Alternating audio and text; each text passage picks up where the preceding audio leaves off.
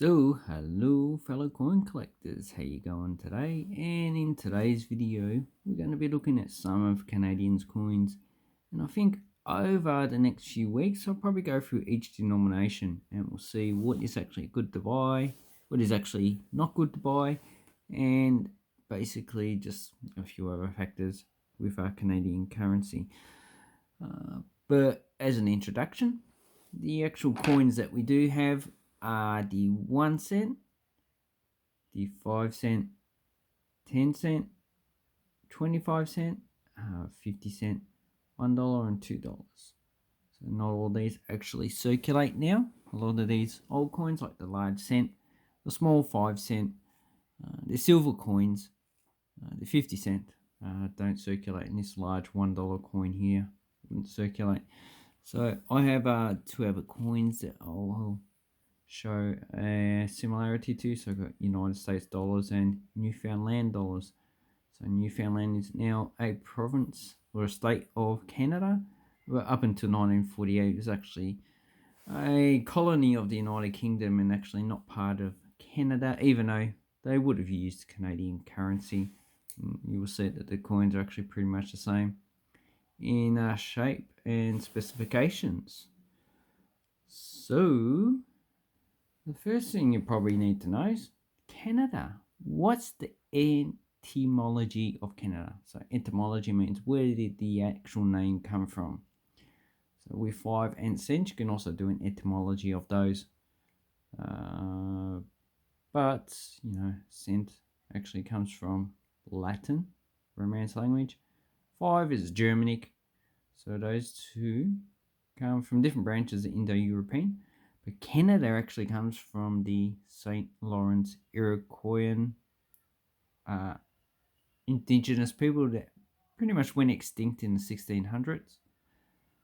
And that was actually a word called Ganata, meaning village. And we don't know how to actually pronounce it, but if you actually research languages, you find a lot of languages have an interchangeable between T and D, as well as a lot of other letters as well.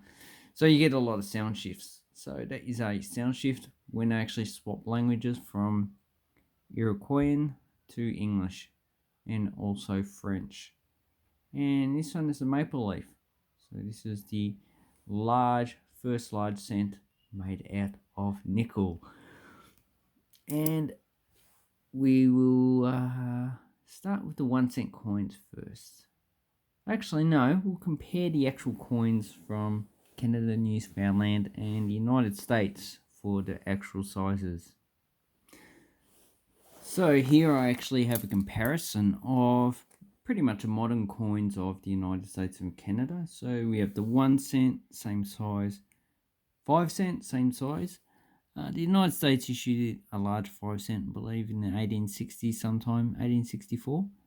Canada introduced this in 1921. So 1921. Sorry, I'm mistaken. 1922. In 1920, they reduced the size of the actual 1 cent from the large size to the small size. The United States done that in, I think, also in 1850s. I'm not a big knowledge collector of United States coins, so I actually could be wrong. Then we have the 10 cent and 1 dime. For Canadian coins have always actually been that size. And then we have the 25 cent. So this was introduced in 1870. I believe the United States have always had a quarter coin. Then we have the $half. So we have two different sizes here. So we have the silver one. Then when they actually reduced the silver content to nickel, so they actually took it out in 1968, they reduced the size by about 2 millimeters. And if you look at the silver coin of Canada, it's a bit smaller than the United States coin. So this is the high content silver of the United States, I think 80 or 90%. So that's pretty much the same silver content as all the previous silver coins, except for the ones that have 40%. So that was a bit smaller. But the original Canadian coins up until 1920 were 92.5% silver, so silver sterling. These ones are actually 80%, which they changed in 1920. Then we have the $1 coin. So we have the large $1 they issued in the 70s.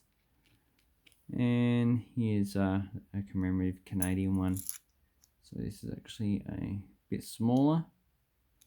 And it is probably made out of nickel or copper nickel.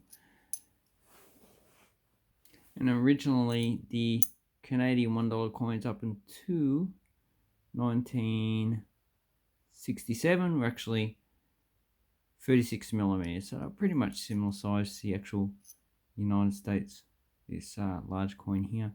Then in 1968 they actually reduced the size, they changed it to a nickel, and this coin here is actually a nickel coin as well. 1982, and that commemorates the actual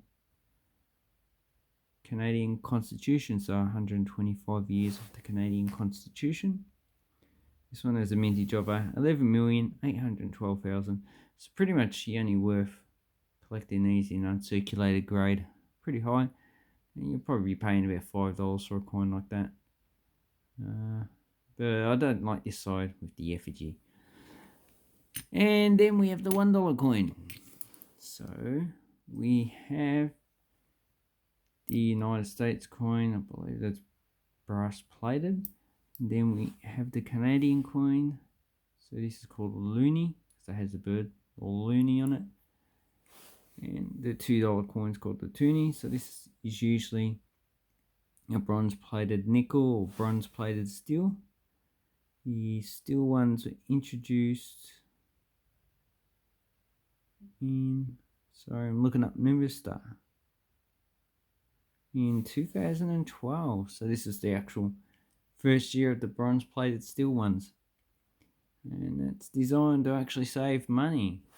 So with the actual 2012, they actually put the actual maple leaf as the mint mark for the actual Canadian mint. And on the $2 coin, so we have a $2 coin, copper, nickel and brass, and this one has better security features as well. So that was also introduced in 2012. And the exchange rate is pretty much 1-to-1 for Australia dollar. And this one has a mintage of 107 million, so quite a high mintage. In this grade, probably just spend it if you're in Canada. But as I'm in Australia, Canadian coins are actually not too common. Not too many people actually go to Canada from Australia. A lot of people like to go to the United States or even Asia. So here's the actual United States dollar. But maybe I'll do another video on these coins as well, because United States coins seem to be a bit popular. So let's have a look at the Newfoundland coins. So here we have some Newfoundland coins. Now the difference between Newfoundland and Canada, as you can see, most of the coins are actually pretty much the same.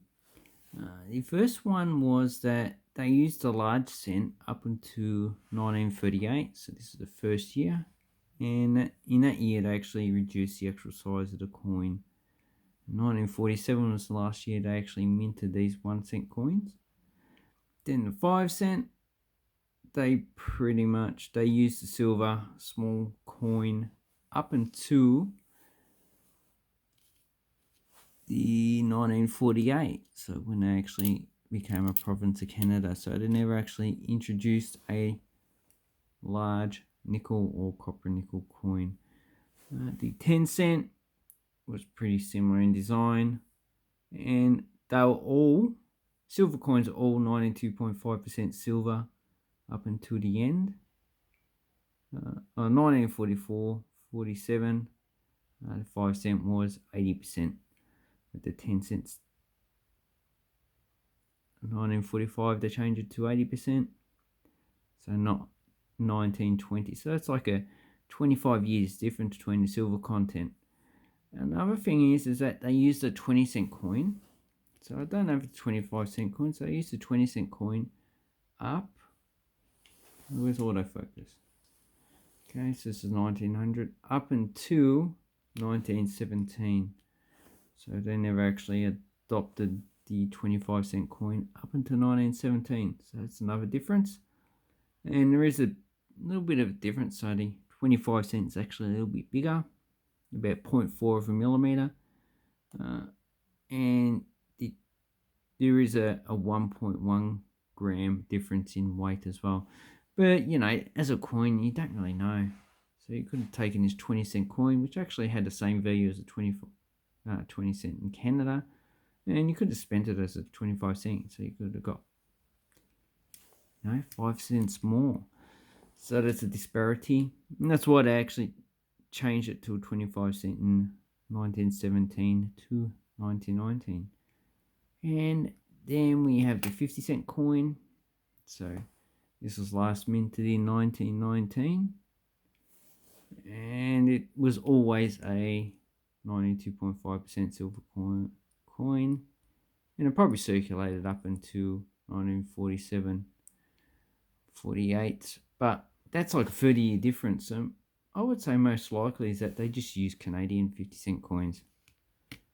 They had... it would have actually been cheaper for them to actually import 80% silver content, and these ones just export it to melt it down.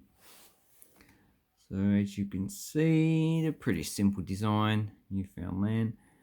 And this one, 1917, is pretty low minted, 375,560, and silver content of this coin is about $12. So if you can get these for silver content, then they usually sell for about $20, $30. So that's actually a Newfoundland coin. It's one of the highest minted 50-cent coins, but I've sold quite a few in the past for about $20 or $30. They don't really go for that much, not in Australia anyway. In the Canada, it would probably actually more common. So that is an introduction to Canadian coins.